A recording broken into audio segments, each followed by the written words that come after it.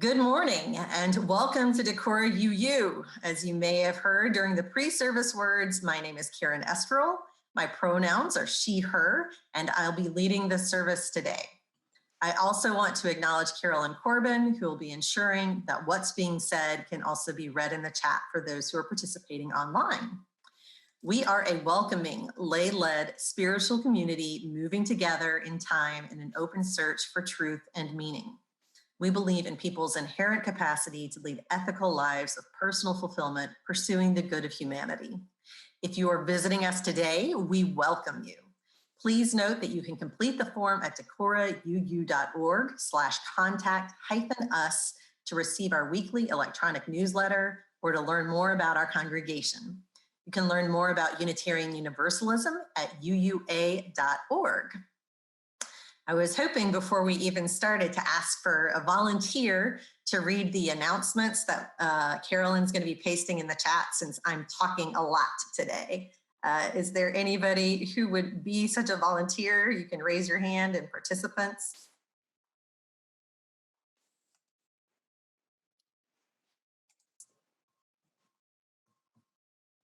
Otherwise, you're going to get to hear me talk a lot. All right, Suati.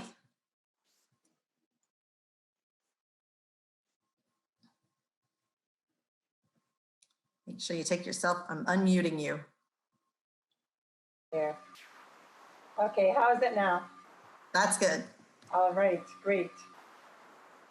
Well, first of all, I echo the first announcement in thanking Karen Esterl for being our presenter today.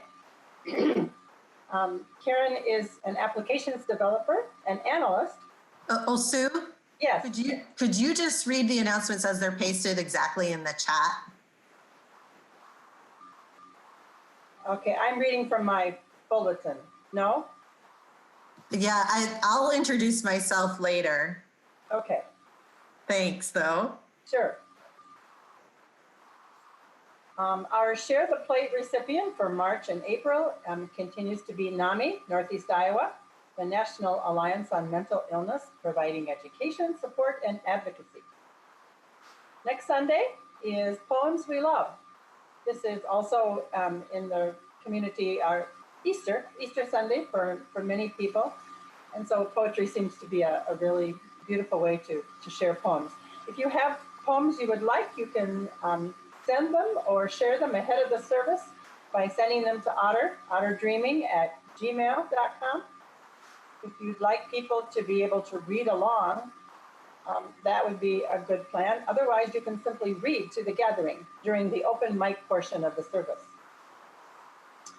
Decorah UU support is another thing we're all thinking about right now as we find our way through this challenging time. Please remember to let us know if you need help or can offer help.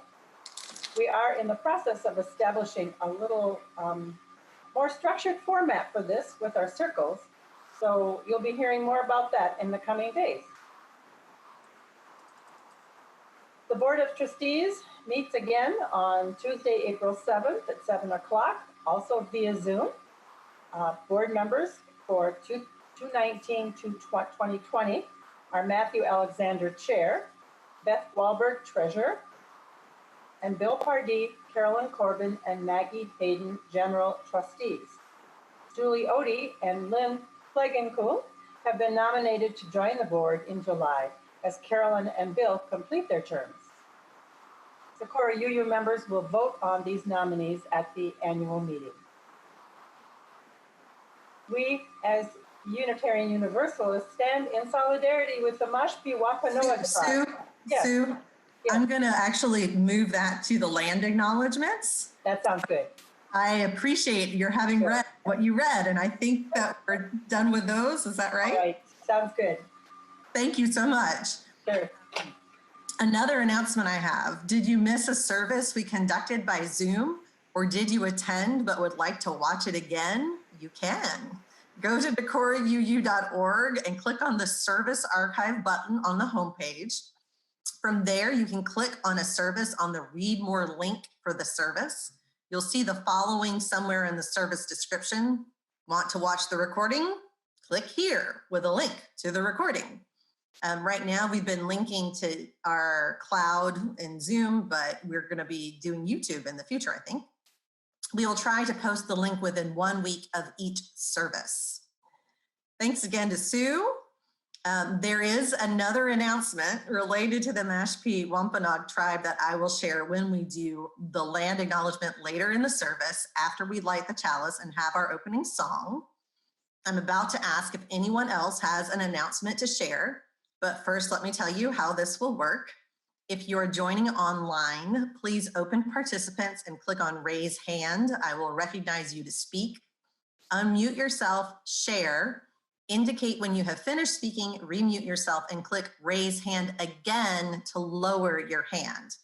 If you are unable to speak, please type what you wish to say in the chat. After every online participant who has raised their hand has been acknowledged, I will ask if there are any audio-only participants who'd like to contribute. If you are on the phone, you must press *6 to unmute. You can then press *6 to remute. I will allow a few seconds for people to speak before moving on. Reminder, this service is being both live streamed and recorded. Anything you say will therefore be publicly available online. Carolyn will attempt to paraphrase the announcement in the chat. And I see that Shirley has something, and then Beth. Can you hear me okay? I can. Okay, so just a real quick announcement. We are doing these masks, and if anybody has extra fabric that they can clean, iron, and donate, that would be great. If anybody is a sewing person, we would love to have you help us make these masks. They're going to Winneshiek Medical Center, police, fire, sheriff, nursing homes, grocery stores. We're going to do a priority list and fill the need that we can. So contact me at svermace@gmail.com if you'd like to join the Seamsters Union of Winneshiek County. Thank you.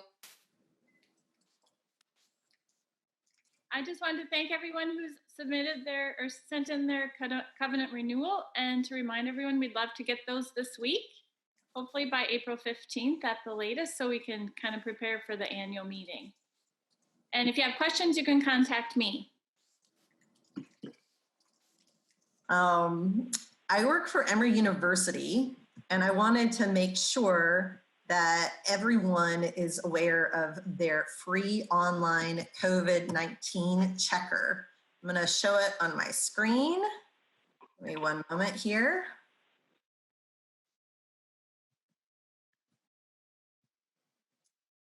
There we go. It's c19check.com. If you think you have symptoms, you can use this tool to assess how likely it is that you have the coronavirus. The tool was designed to make it easy for the general public to self-triage and to prevent a surge of patients at hospitals and healthcare facilities.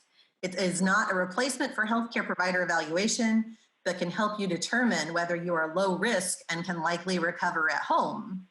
Intermediate risk would be should contact your doctor, or high and should seek immediate medical attention. Please feel free to tell your friends and loved ones about the tool too. Again, the website is c19check.com. All right, we're going to move on to talking about today's service relates to the second UU principle, justice, equity, and compassion in human relations. Do I have a volunteer who would like to read the chalice lighting that I'm about to put up on the screen?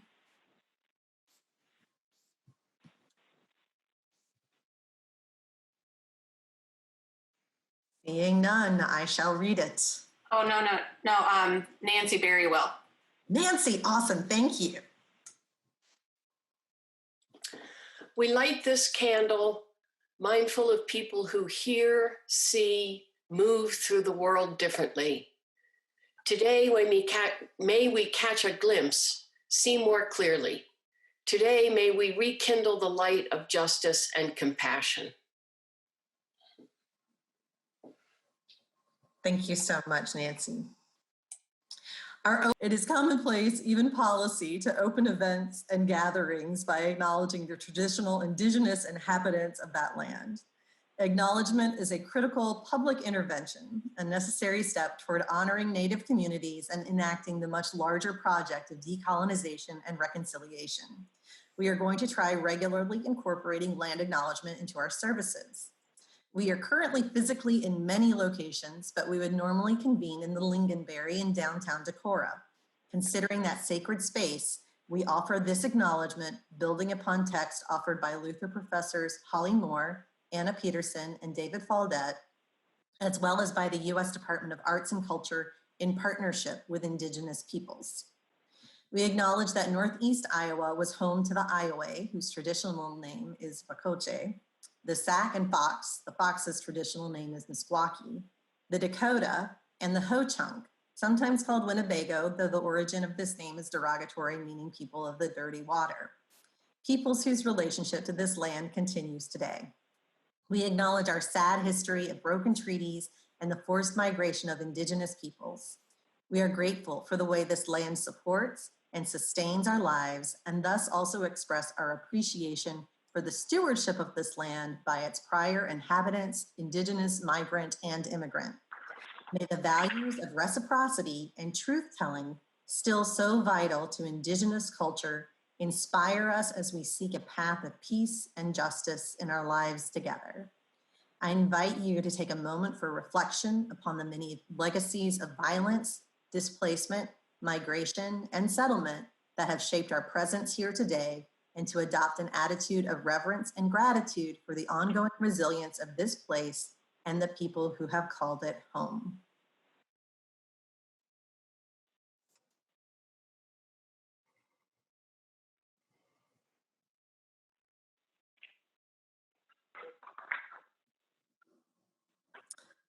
Having just done this land acknowledgement, I share this related announcement with you.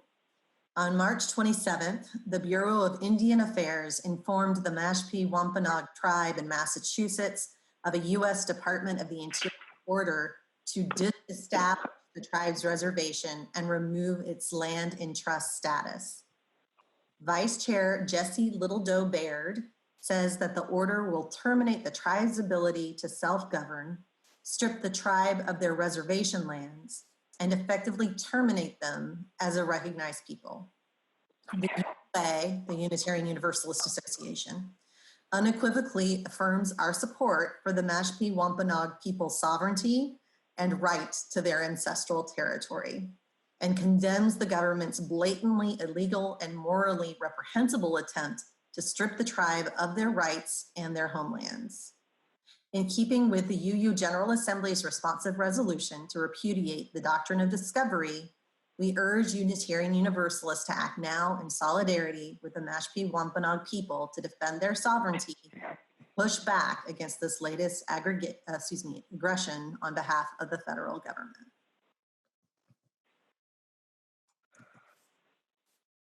This is the time in our service now when we invite anyone who wishes to do so to share with us a personal joy, concern, or milestone in your life. Again, please use the raise hand feature and participants if you're online.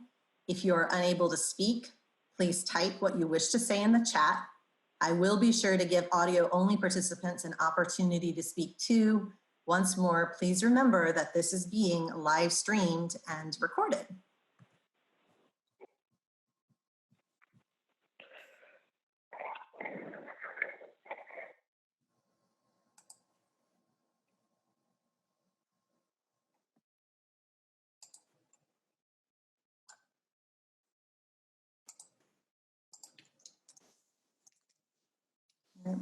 I'm not seeing any raised hands.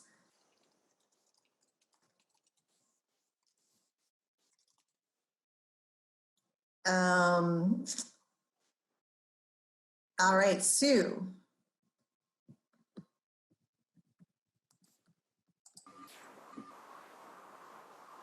Thank you. I would like to light a candle for everyone who is helping out in whatever way they can at this time. And as I do that, I'm hoping that as you are contacted to be involved in a circle in our fellowship, that you will take that responsibility and and offering seriously and be willing to help us keep connected in our own fellowship. I think that's really important right now when we don't have those meetings where we get to see each other and hug each other and shake hands or do all the things that we normally do. So when you find yourself included in a circle, please do whatever you can to keep in touch with those folks. And if you know of anyone else who is a friend of the fellowship who's not in a circle, please let me know. And if they're willing, we'd be happy to include them also. Thank you. Carol. Yes, I better unmute. Can you hear me? Yes. Okay, I just wanted to thank you, Karen, for raising the issue about the tribal termination attempt. And if you viewers could really act on that by contacting our state senators, our representatives in the U.S. Senate, Ernst and Grassley. And then there's other links on the information that was sent out to us to act on that. And it needs to be done right away so that those people who've been here for 12,000 years are not terminated from their land base. Thank you. Shirley. Can you hear me? Yes. Okay. I'm lighting a candle here at home. There are over 74 people involved in this mask making endeavor right now. So I want to thank all those people involved. I also want to thank the Unitarian Universalist Fellowship for donating fabric and elastic for this cause. So thanks to all of you for your involvement as well. That's it. Thank you, Shirley. So a reminder to folks, you can lower your hand by clicking raise hand again in participants. I'm not seeing anybody else online. Are there any audio only folks who are connected who would like to share? You can press *6 to unmute yourself.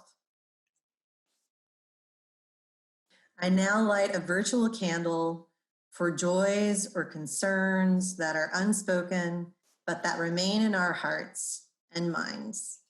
Please join me in a moment of communal silent meditation. Please remain muted, but join me in singing the response printed in your bulletin and pasted in the chat. One moment while I share my screen.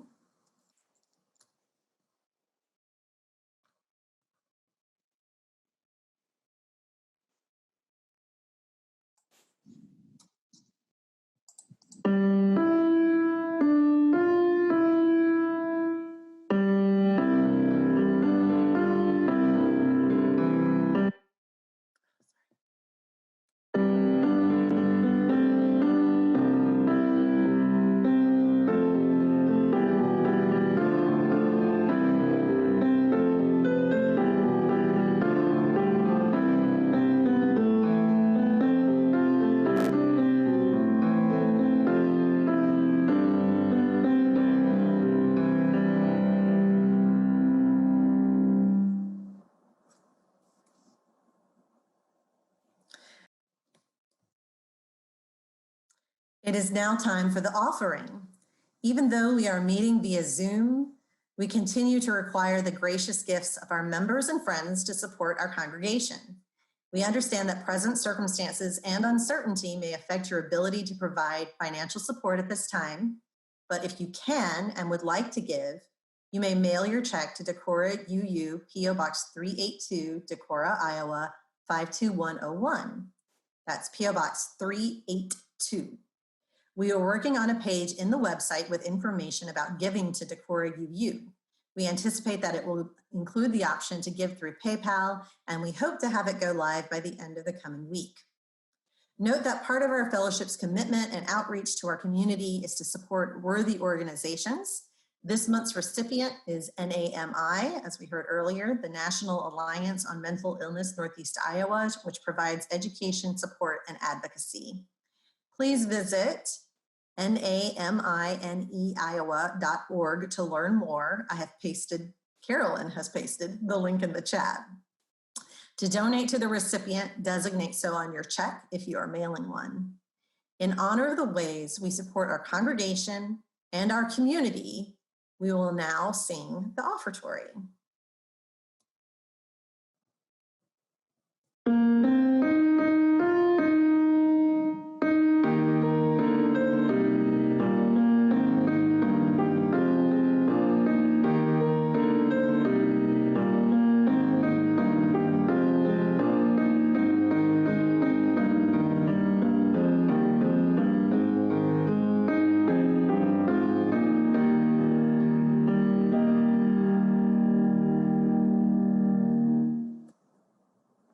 I would normally introduce the speaker, but I am the speaker, so I'll go ahead and quickly share my bio.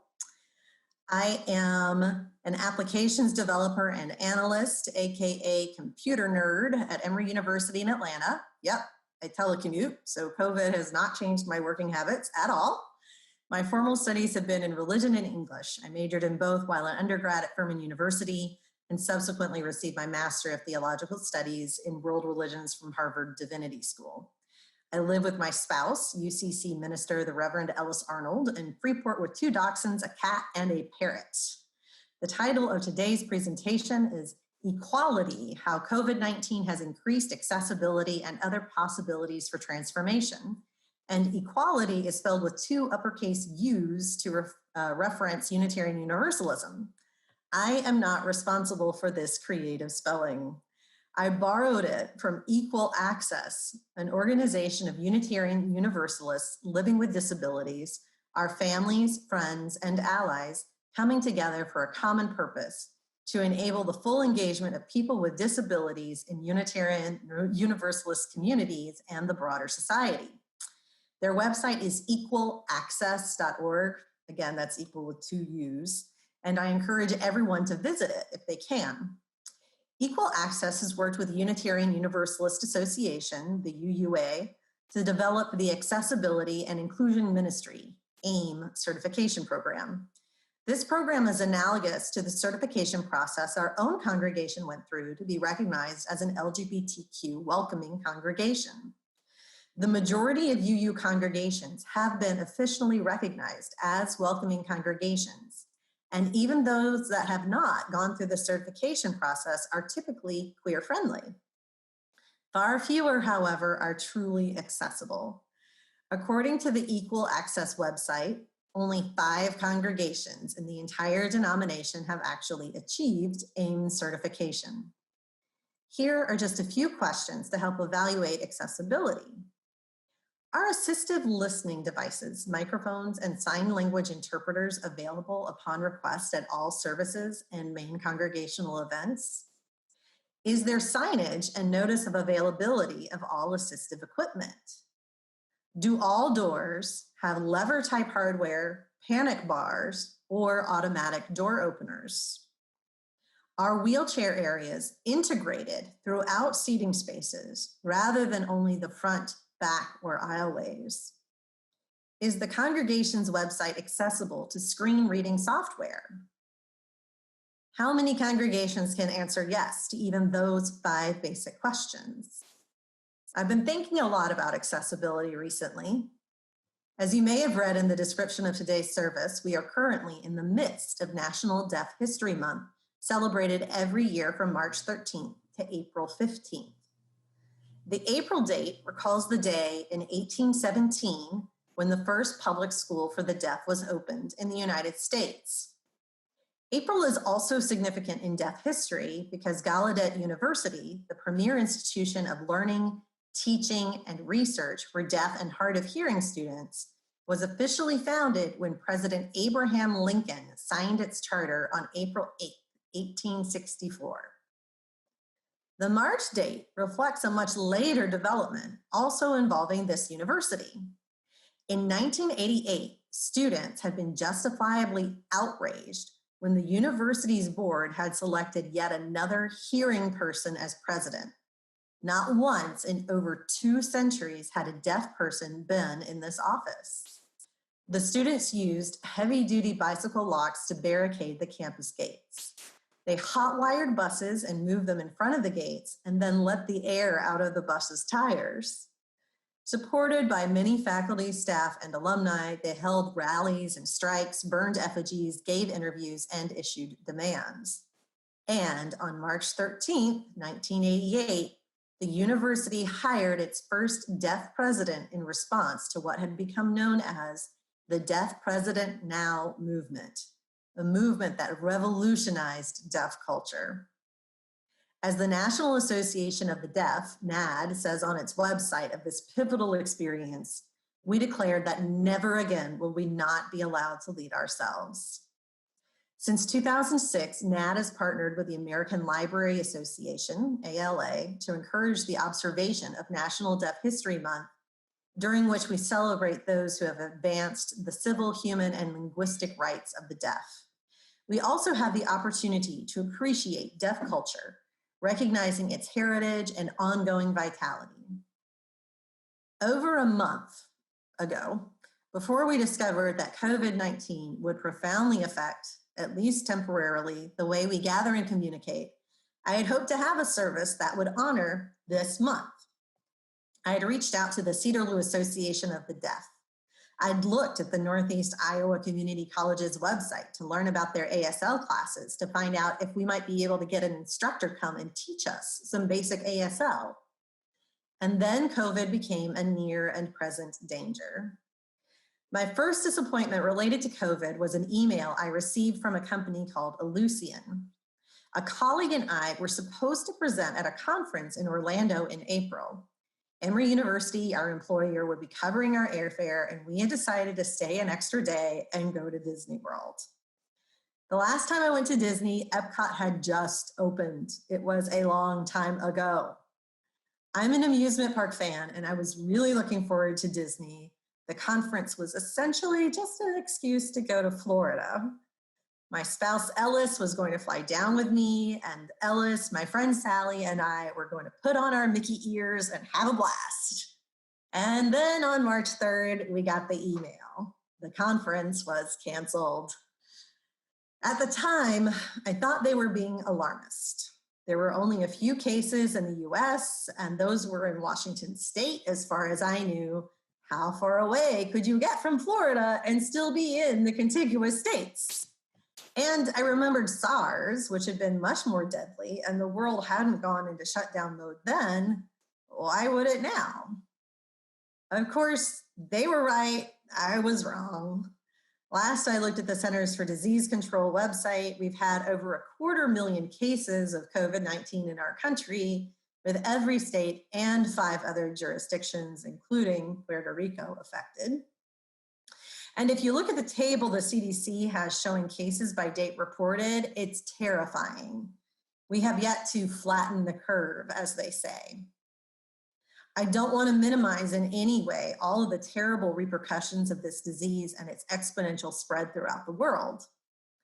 But COVID-19 has also quickly brought about some positive changes that might never have happened or would have happened much more incrementally and slowly. We've made some cultural shifts in a matter of weeks that would likely have taken years if we'd been able to go about our lives in our usual manner. Increased accessibility is one of those shifts. Even with our greater emphasis in our own congregation on always using the microphone, for example, how many of our in-person services have been partially or mostly inaccessible to those with deafness or significant hearing impairment? If you've struggled with hearing loss yourself or know someone who has, you know that simply making things louder may make them heard, but not necessarily understood. What sounds crystal clear to someone with perfect hearing may sound like noise to someone who does not. And of course, no amount of volume will be helpful to someone without hearing at all. How much more accessible is this service and the previous 2 we've held on Zoom? Even when we have not printed every word in the chat, so much more of the service content can be read in a way that's never been possible before. And the accessibility does not extend just to engaging those who may not be able to hear. Those who have difficulty seeing but are able to connect online can modify how large text appears, can adjust the brightness of their screen, and can apply high contrast settings. Those who have difficulty moving can connect without taking a single step or getting into a wheelchair. Those who cannot drive, but who live too far from our usual meeting place to get there by foot or bicycle can still attend. Now, I'm sure some of you are thinking, this has been less accessible for me. I don't have a computer, so I'm having to call and I can't see anything. Or my internet connection is terrible, so the video quality is really poor. Or I can't fix the volume, so I can hardly hear. Or I tried to share joy during joys and sorrows, but something wasn't working right and no one could hear me. And Carolyn is having to work harder than she probably ever has during a service, pasting the text I provided her in the chat and typing whenever we go off script. She and I connected yesterday to practice for today. We'd hoped to use the closed captioning feature in Zoom, but we hit a couple of obstacles, including discovering that the captions would not be visible to guests without Zoom accounts who are connecting via an internet browser.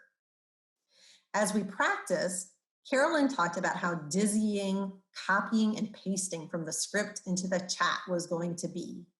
And of course, it is. And of course, encountering any of those technical difficulties I described, like having to connect by phone, so missing out on visual components, is frustrating. But I hope those temporary irritations and inconveniences are also enlightening. Imagine being constantly denied full access to participation. Imagine having to always take extraordinary measures to experience things that other people can easily perceive or do. The current realities of social distancing and quarantines and shelter-in-place orders are in some ways flipping the script. They are making the world more accessible to those who have faced challenges navigating in it. And they are making others cope with limitations they never before encountered. These weeks, perhaps these months, provide us with an unprecedented opportunity to make some changes. What new skills and practices are we acquiring during this time that we can continue to use and do even when ordinary life resumes? What shifts in perspective are we gaining that can form our future words and actions as we seek to become truly inclusive? As we consider these questions, let's conclude the service with a song that encourages each of us to contribute to the positive transformation of the world. We will be listening to the Indigo Girls singing Let It Be Me. I'll share the lyrics on my screen. Please feel free to sing along, but again, keep yourself on mute. Never has it been more true than now. We extinguish this flame, but the sparks within us remain alight. From each of us, in our supposed solitude, the signals buzz and hum, sparkling through space, one to another, connecting us invisibly, but palpably. We are one, and from every window, our light shines. All right. I hope that all of you have a wonderful Sunday. We are about to end this virtual gathering, but please continue to stay in touch with one another throughout the week until we come together again.